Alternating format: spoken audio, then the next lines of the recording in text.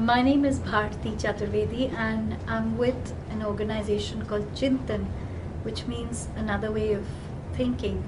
We're based out of Delhi, and what we really look at is equitable, sustainable growth for everyone, regardless of where they are and who they are in India. And one of our key focuses is environmental justice in urban areas. Because of that, we basically work with waste pickers and waste recyclers, not just pickers, because everywhere you look at them, they give the city and the country, and in fact the planet, free environmental services, but they remain extremely marginal. They stay at the bottom of the pyramid, whether you look at access to social security, to housing, to nutrition, to human rights, every which way. They're the invisible slaves of Indian cities.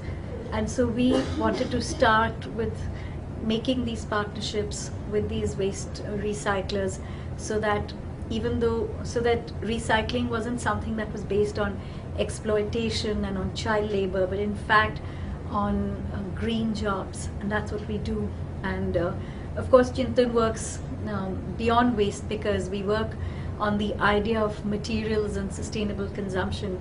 But one of the key ideas that underlies everything that we do is that nothing is green if it's based on child labor and exploiting people, no matter what the outcome. And in that way, green is a very different idea in the developing world. It's not about the output. It's not that you create solar panels or whatever it is. It's about the process and the way people, particularly workers and human beings in general, come into play in that process. And what was your moment of obligation?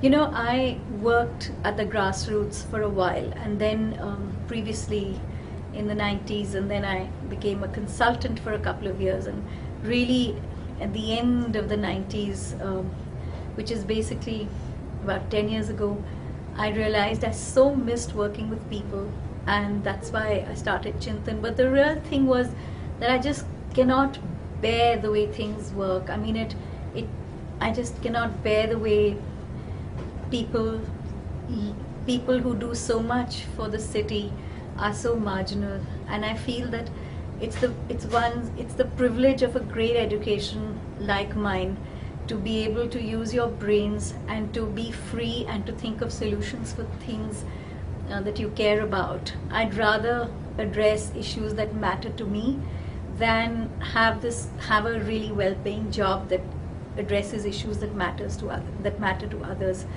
And so that is why I started Chintan.